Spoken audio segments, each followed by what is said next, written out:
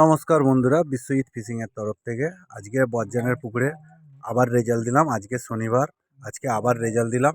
কেমন কি মাছ খেয়েছে আপনাদের মাধ্যমে তুলে ধরছি, আপনারা দেখুন। তা পুকুরটা আগামীকাল রবিবার 1 তারিখ, কালকে চলিয়া বন্ধ হয়ে যাবে, ঠিক আছে?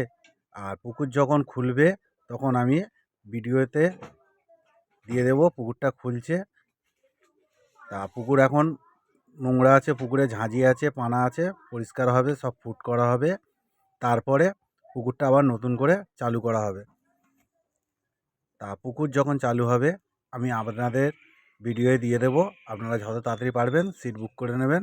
আর পুকুরে মাছ ধরতে আসলে দাদা ধৈর্য ধরে বসে থাকতে হবে, কেন পুকুরে বড় মাছ, ছোট মাছ বলে কিছুই নেই। ছোট মাছ যা আছে সব একদমই ছোট, আর বড় মাছ প্রচুর আছে।